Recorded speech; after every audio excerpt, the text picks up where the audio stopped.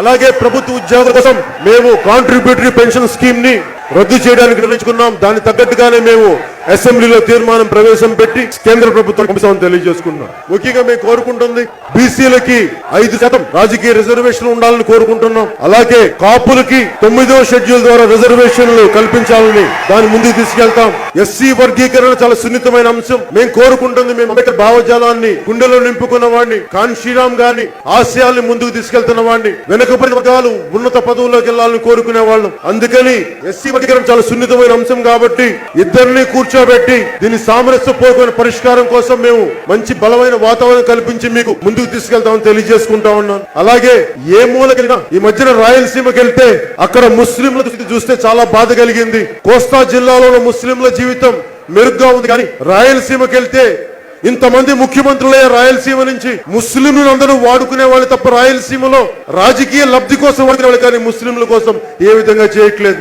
అసలు ముస్లింలకు ఏం చేయాలి అన్నది సచ్చార్ కమిటీ చాలా బలమైన నిర్ణయాలు ఇచ్చింది. ఆ సచ్చార్ కమిటీ సిఫార్సుని వారి ఆర్థిక అభివృద్ధికి, అన్ని రకాల సామాజిక అభివృద్ధికి సచార్ కమిటీ సిఫార్సుల్ని అమలు చేస్తామని తెలియజేస్తా ఉన్నాం. అలాగే యువతకి దిశానిర్దేశం చేయడానికి, ముఖ్యంగా విద్యార్థులకి ఈ రోజున నేను 25 సంవత్సరాల భవిష్యత్తు ఇవ్వడానికని తల్లిదండ్రులకి విద్యా భారం అవ్వకూడదు. 1వ తరగతి నుండి పోస్ట్ గ్రాడ్యుయేషన్ వరకు ఉచిత విద్యని పథకాన్ని ప్రవేశపెడుతున్నాం.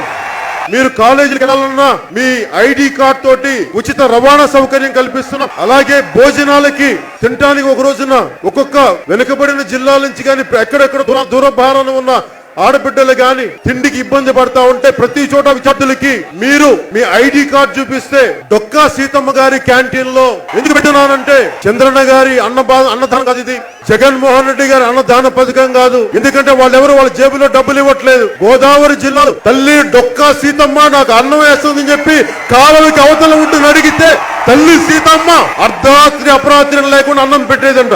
చిన్నప్పుడు మా అమ్మ నాన్న చెప్పేవాడు. ఆ తల్లి పేరు మీద ప్రతి విద్యార్థులకి డొక్కా సీతమ్మ గారి క్యాంటీన్స్ ఏర్పాటు చేస్తాం. నాణ్యతతోటి కూర్చున్న తిండి పెడతాం.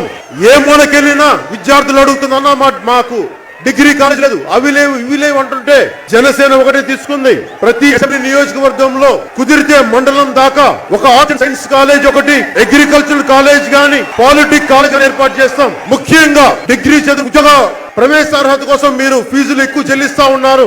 అన్ని రాష్ట్ర ప్రభుత్వ ఉద్యోగ పోటీ పరీక్షలకి సంవత్సరానికి ఒక్కసారి మాత్రమే మీరు ఫీజులు ఇవ్వాల్సిన పరిస్థితి ఉంటుంది తప్ప అన్ని కులాలకి సంబంధం లేకుండా మీరు ఉన్నత కులాల అణగారిన కులాలే కాదు, విద్యార్థులే చిన్నపిల్లలు వీరికి కుల వివక్ష లేదు, మత వివక్ష లేదు.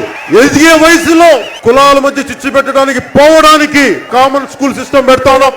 అన్ని కులాలకు సంబంధించిన విద్యార్థులు కామన్ హాస్టల్స్ డెవలప్ చేస్తాం. ఎందుకంటే భారతదేశానికి దిశానిర్దేశం చేయగలిగేది యువత మీలో మీరు కొట్టుకుంటా ఉంటున్నది. ఆ కులం నేను ఈ మతం అంటే దేశానికి కావాల్సింది స్వామి వివేకానంద కోరుకుంది ఉక్కు నరాలు, ఇనప కండరాలు, వజ్రాయుధం లాంటి మనసున్న యువత కావాలి దేశానికి అని కోరుచున్నాను. మనలో మనం కొట్టుకుంటే ఎట్లా, మనలో మనం తిట్టుకుంటే ఎట్లా? వజ్రాయుధం లాంటి మనసు అంటే నేను అడ్డదారులు తొక్కేనని చెప్పి అట్లా అది కాదు. వజ్రాయుధం చేసింది దదీజీ మహర్షి యొక్క వెన్నెముక నుంచి త్యాగానికి చిహ్నం. ఎవరైతే అత్యంత త్యాగపూర్వకమైన మనసుతో అది వజ్రాయుధం లాంటి మనసు. అలాంటి వజ్రాయుధం లాంటి మనసుతోటే ఈ రోజు జనసేన మేనిఫెస్టో మేము తయారు చేశాం. అన్ని వృత్తిపర కళాశాలలో innovation hubs and incubation centres ఏర్పాటు చేయబోతున్నాం. దీంట్లో వచ్చేది మనకి చాలా మంది విద్యార్థులు మీ తెలివితేటలు, మీ అసాధారణమైన ప్రతిభ పాఠవాళ్ళు ఉపయోగించుకునేలాగా ఇన్నోవేషన్ హబ్స్ గాని మీరు ఈ మధ్యన చూశారు.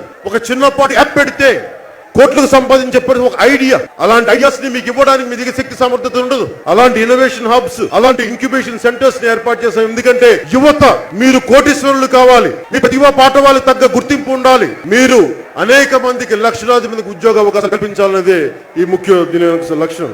అలాగే ఉద్యోగాలు ప్రభుత్వం వచ్చిన 6 నెలల్లోనే ఏ మూలకెళ్ళినా శ్రీకాకుళం నుంచి అనంతపురం దాకా ఏ మూలకెళ్ళినా ఏ జిల్లాకి వెళ్ళినా అడుగుతుందన్నా మాకు బ్యాక్లాగ్ ఉద్యోగాలు ఉండిపోయి పూర్తి చేయలేదంటే ప్రభుత్వం ఏమడుతుంది? ఖజానాలో డబ్బులు లేవంటారు. మీరు అడ్డగోలుగా దోపిడీ చేయడానికి వేల కోట్లు దోపిడీ చేయడానికి డబ్బులు ఉన్నాయే, ఉద్యోగాలు కల్పించడం డబ్బులు లేవా మీకు?